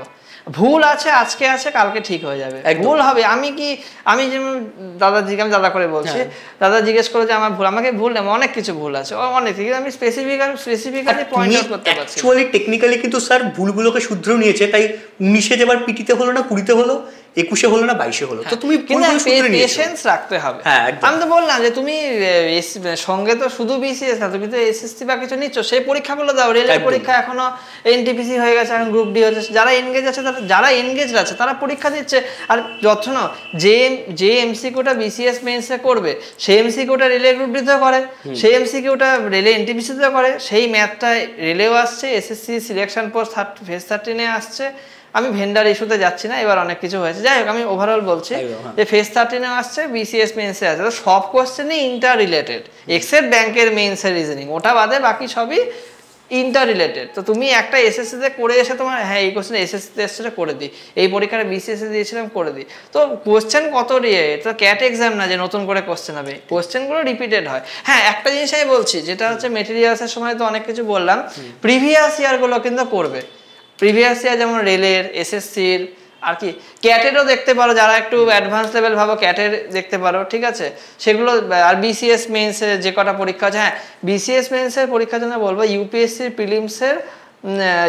প্রিলিমসের যেগুলো আছে কোশ্চেন, তুমি 10 ইয়ার্স হোক 20 ইয়ার্স হোক, মেন্সের জন্য 20 ইয়ার্সটা অনেক হয়ে যাবে, অত এখন রেঞ্জ অনেক 15 ইয়ার 10 to 15 ইয়ার্স ইউপিএসসি প্রিলিমস দেখবে। আর ইউপিএসসির যে অপশনাল কোশ্চেন, তোমার যেটা অপশনাল, যদি কারো সাইকোলজি হয়, কারো যে হোয়াট এভার, ঠিক আছে, সেই ইউপিএসসির ইয়েটা কিন্তু দেখবে, যে তোমার অ্যানথ্রোপোলজি এই অপশনালে কোশ্চেনগুলো প্রিন্ট করে রেখে দেবে। কারণ কি বিসিএস এ যে কোশ্চেন আছে সেটা ইউপিএসসি তেও আসে, বা ইউপিএসসি যেটা আসে সেটা বিসিএস এ একদম রিপিটেড। এবং একটা জিনিস বলি, তখন এই 5টা সাবজেক্ট স্পেসিফাই করে বললাম, এই একটা এই ইয়েটাতে এই পয়েন্টে বলি যে অপশনাল কিন্তু অনেকে মাদার সাবজেক্টও নেয়, তারা সিলেক্টেডও হয়, ঠিক আছে, এবং সেটা কিন্তু যথেষ্ট মানে সেটাও কিন্তু ভালো ডিসিশন। সেটাতে ইন্টারভিউ কোশ্চেন করবে না যে কেন তুমি মাদার সাবজেক্ট, বটানি নিয়ে লোকে পাস করেছে, জুলজি নিয়েও পাস করেছে, মেকানিক্যাল ইঞ্জিনিয়ারিং নিয়ে লোকে পাস করেছে, সিভিল ইঞ্জিনিয়ারিং লোকেও পাস করেছে। তাতে একটা সুবিধে কি হয়, তোমার ইন্টারভিউ, তোমার ওই সাবজালে কি হয়, তোমার একটা ইন্টারভিউ টু সাম এক্সটেন্ট, ঠিক আছে, একদম 100% তো হবে না, আবার একটা মেনিফোল্ড কিন্তু ওই সাবজেক্টের মধ্যে সাজেস্টিভ হয়ে যায়। কারণ তুমি তোমার মাদার সাবজেক্ট ভালো, যতই তুমি কম বেশি পড়ো তুমি জানো, জিরো থাকবে না, ঠিক আছে। যে ফিজিক্সের স্টুডেন্ট সে কার্শফ লটা জানে, সে ডিটেল অ্যাপ্লিকেশন না হোক সে জানে যে রিওস্ট্যাট কি জিনিস, ঠিক আছে। যে বটানি স্টুডেন্ট সে জানে যে ইকুইজিটাম কি জিনিস, সে জানে লিভিং ফসিল কি জিনিস। তো সেই জিনিসটা সে মাদার সাবজেক্ট, সে যদি মাদার সাবজেক্টে কমফোর্টেবল হয়, আমি বটানি নিয়ে অ্যান্থ্রো নিয়েছি আমার ডিসিশন, তুমি যদি বটানি নিতে চাও, তুমি যদি সব পড়ে থাকো, সব you are comfortable, go for botany. তোমার তবে যেটা নেবে ভালো করে চুজ করে নেবে। কোনো সাবজেক্টে মানে খারাপ ভালো কম নাম্বার দেয় ওগুলো মিথ, তুমি লিখতে পারলে টাইম ম্যানেজমেন্ট, হ্যাঁ এই মিথটাই আমি বাস্ট করতে চাইছিলাম, সেজন্য তোমাকে প্রশ্নটা করা। তো মোটামুটি ডাব্লিউবিসিএস পরীক্ষা এবং যে কোনো চাকরির পরীক্ষা নিয়ে সমস্ত আলোচনাটা আমরা তোমার সঙ্গে করে ফেলেছি। এবার আমরা ঢুকছি একদম ইন্টারভিউয়ের শেষ ফেজে, যেখানে আমি তোমার বর্তমান চাকরি জীবনে জাগাতে যাচ্ছি, যে তুমি তো অলরেডি বিসিএস অফিসার হিসেবে কর্মরত রয়েছো, as a revenue officer you are posted at Haldibari BLR office. তো তোমাকে আমার প্রশ্ন হলো, বিসিএস এর প্রথম পোস্টিংটা তোমার হলদিবাড়িতে হয়েছে, সেখানে তোমার কাজের অভিজ্ঞতা কেমন? আচ্ছা, কাজের অভিজ্ঞতা হবে রেভিনিউ অফিসার, বিএলআর অফিসের second in command after BLRO sir বা ম্যাডাম। এবার পাবলিক ডিলিং থাকি, ঠিক আছে। এবার কাজের অভিজ্ঞতা ভালো, কখনো কখনো কিছু যেরকম ব্লকে থাকে, আমি ওপেন ডিসকাশন করছি, ব্লকে ঝামেলা থাকে, মিসআন্ডারস্ট্যান্ডিং থাকে, পাবলিক মানে অ্যাগ্রিড পাবলিক থাকে, তা আমাদের কাজ হচ্ছে তাদেরকে সমাধান সূত্র বের করে দেওয়া। কেউ এসে অভিযোগ করলো বা কেউ এসে অ্যাগ্রিড হয়ে দেখালো, তার মানে যে তার কাজ করবে, মানে তার যে কাজটা হবে তা না, কিন্তু সলিউশন, আজকে আমার এই সমস্যা হয়েছে, কিভাবে তাকে এগোতে হবে, কিভাবে তার সমস্যার সমাধান হবে বা হতে পারে, এই যে হিয়ারিং করা, বোথ পার্টি ডাকা, আমরা দুজনকে সুযোগ দিই। আজকে দাদা আমার নামে বললো, অফিস কিন্তু সেটা না, অফিস দু পার্টিকে ডাকবে, হিয়ারিং করে সব। তো সেই মানুষকে পরিষেবা দেওয়া এবং সবচেয়ে বড় কথা যে মানে সলিউশন ওয়ে আউট সেই দেওয়াটা কিন্তু পাবলিক ডিলিং করা, সেই করা আমরা কিন্তু সেভাবে ব্লকটাকে রান করতে হয়। তো এই চাকরি করতে গিয়ে তুমি কি কোনো পার্টিকুলার চ্যালেঞ্জ ফেস করেছো? এই যে তোমার যে 1-1.5 বছরের চাকরি জীবন, কর্মজীবন, ব্লকে কিছু ঝামেলা হয় সেটা তো মিটেও যায়, আর তো কিছু বা কিছু অ্যাচিভমেন্ট যেটা তোমার মনে হয়েছে যে এই কাজটা করতে পারে, মনে হলেও being a part of this department তুমি কিছু সার্ভ করলে, যেটা মনে হয়েছে এই একটা পার্টিকুলার কাজ যেটা মনে হয়েছে এক্সট্রিমলি মানে তুমি গর্বিত ফিল করেছো তুমি? এই একটা আমাদের সেকশন একটা আছে এনিমি প্রপার্টি, আমি এখানে জানতে চাইছিলাম, সেটাতে একটা একটু একটা কিছু এনিমি প্রপার্টি আমি গভর্নমেন্টের মানে ভারত সরকারের নামে রেকর্ড করেছি। তো সেটাই মানে আলাদা করে আর কি আমাদের কাজ তো মিউটেশন করা, ওয়ারিশ এন বিএ করা, ব্যাস, যে কনভার্সন তো বিএলআরও স্যার বা ম্যাডাম করেন, এইটাই। আচ্ছা, আমার একটা প্রশ্ন রয়েছে তোমার কাছে, যে এই যে চাকরিটা ডাব্লিউবিসিএস, সকলে যারা অ্যাসপিরেন্ট রয়েছে, যারা আজকে এতক্ষণ ধরে পডকাস্টটা শুনছে, তোমার কথা শুনছে, আমার প্রশ্ন শুনছে, তো তোমার কি মনে হয় এই চাকরিতে জয়েন করে যোগদান দেওয়ার পর সমাজের ক্ষেত্রে কতটা ইতিবাচক প্রভাব ফেলা যায় বা কতটা ইতিবাচক প্রভাব ফেলা সম্ভব? হ্যাঁ, সমাজে অনেকটা ইতিবাচক ফেলে, কারণ ডাব্লিউবিসিএস আমি সব পোস্ট বলছি, এক্সিকিউটিভ থেকে শুরু করে গ্রুপ যত আছে, আমাদের কাজ কিন্তু বেসিক্যালি মানুষের জন্য। আজকে অফিসারদের উপরে অবশ্যই ক্লারিক্যাল স্টাফদের তো গুরুত্ব আছে অবভিয়াসলি, কিন্তু সবটা নিয়ে একটা সব নিয়ে একটা সেটআপ, একটা আমাদের বলতে পারি যে আমাদের ব্লকে ফ্যামিলি, ঠিক আছে, কিন্তু মানে মানুষকে পরিষেবা দেওয়ার যে প্ল্যাটফর্ম, সে ব্লক, সাব ডিভিশন, জেলা লেভেলে হোক, মানুষরা সবার আগে কিন্তু আমাদের কাছে আসে যে আমার এই সমস্যা হয়েছে।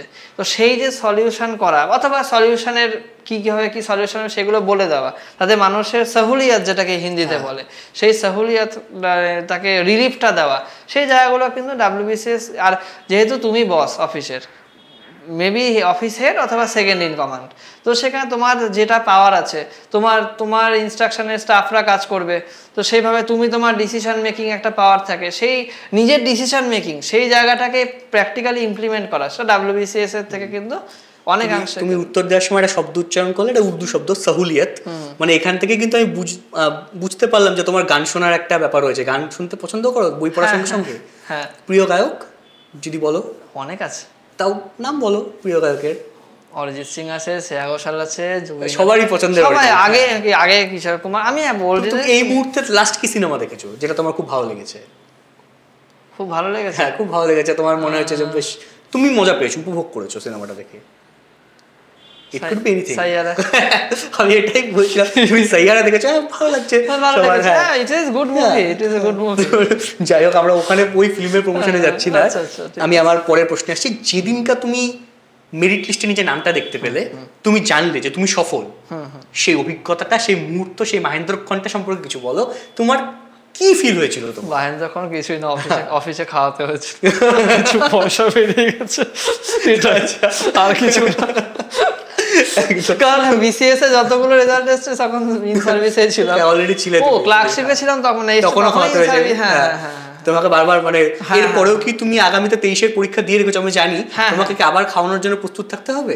আমি আর মানে অ্যাপিয়ার হয়তো করবো না, কারণ আমার একটা যেটা ছিল যে মানে এমন একটা মানে পোস্টে সিলেক্ট, মানে সার্ভিসে হোক যেটাতে মানে ওয়ার্ক লাইফ ব্যালেন্স থাকে, ফ্যামিলি টাইমও থাকুক, আর মানে ফ্যামিলি মানে নিজস্ব টাইমও থাকুক, আর মানে অফিসের টাইমও থাকুক। আমি অফিসে লোক আসলো না, আমি ফ্যামিলি টাইম কাটাচ্ছি সেটা না, আমার নিজের টাইম থাকবে, অফিসের টাইম, সেটা যেটা ব্যালেন্সটা তোমার কাছে খুব ইম্পর্টেন্ট। এটা যে ডিপার্টমেন্টে পেয়েছি সেটা আছে, এখন যেটা আরতে আছে সেটাতেও আছে, তো সুতরাং আর মানে দেওয়ার তো আর আমার কোনো পোস্ট আর চুজও নেই। রেভিনিউ সার্ভিস ছাড়া কিন্তু আমার মনে হয় না যে সেটাতে আমি আর অ্যাপিয়ার করবো, কারণ রেভিনিউ সার্ভিসে এলএস এর থেকে অনেক চাপ। মানে তোমাকে আবার নতুন ডিপার্টমেন্টে খাওয়াতে হবে কিনা সেটা 2023 এর রেজাল্ট মেধা তালিকা বলবে, কিন্তু আমার সত্যি অ্যাপিয়ার করার ইচ্ছা। আচ্ছা, ঠিক আছে, আমরা জেনে নিলাম যেগুলোতে মানে যদি বাই চান্স তুমি অ্যাপিয়ার করো, তার মানে আমরা আবার পডকাস্টে বসবো তোমার সঙ্গে। হ্যাঁ, অবভিয়াসলি।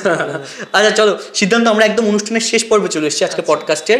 আমার শেষ প্রশ্ন তোমার কাছে, যে তুমি অ্যাকচুয়ালি সবটাই বলে দিয়েছো, খুব সুন্দর করে গুছিয়ে তুমি পুরো বিষয়গুলোকে উপস্থাপন করেছো।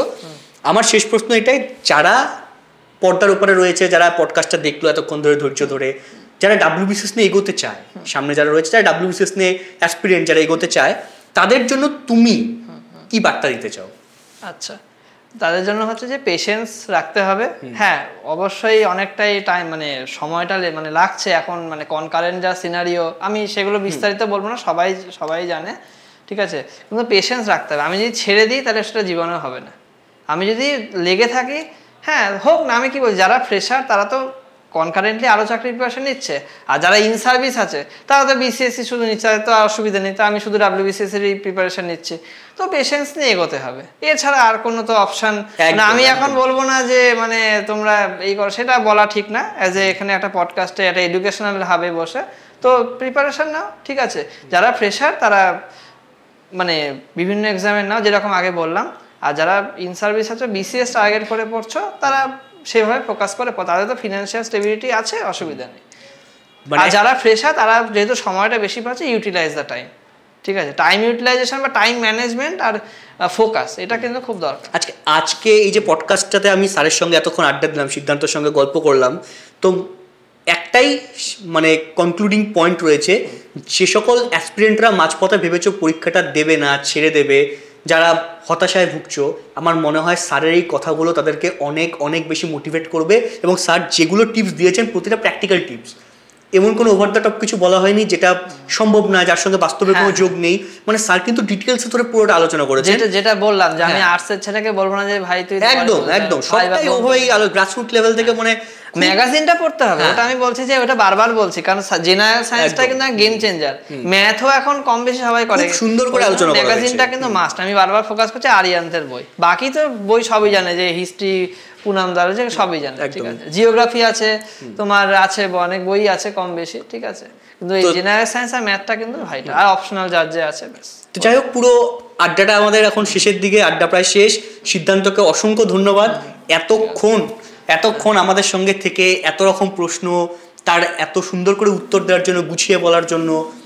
এবং যারা অ্যাসপিরেন্ট রয়েছে তাদেরকে আমি বলছি যে অনুষ্ঠান শেষ, পডকাস্টটা প্রায় শেষের দিকে। তো আমি বলছি যারা যে সকল অ্যাসপিরেন্ট রয়েছো, যারা ভাবছো ওপারে বসে যে আবার প্রিপারেশনটা শুরু করবে, তারা অবশ্যই প্রিপারেশন শুরু করার জন্য অনলাইন এবং অফলাইন দুই মোডেই কোচিং অ্যাভেলেবল। তোমরা কলেজ পাড়া শিলিগুড়ি দ্রোণাস ইনস্টিটিউটে এসে যোগাযোগ করতে পারো। অনলাইন এবং অফলাইন দুই মোডেই কোচিংয়ের এখানে সুবিধা উপলব্ধ আছে। তো যাই হোক, আজকে এতটুকুই, ধন্যবাদ। আমি আবার কোনো পডকাস্টে, নমস্কার, have a very good day everyone. আমি আবার কোনো পডকাস্টে অন্য কোনো আমার বন্ধু বা কলিগকে নিয়ে আবার এসে উপস্থিত হবো খুব শীঘ্রই। ততক্ষণ অবধি ধন্যবাদ সকলকে।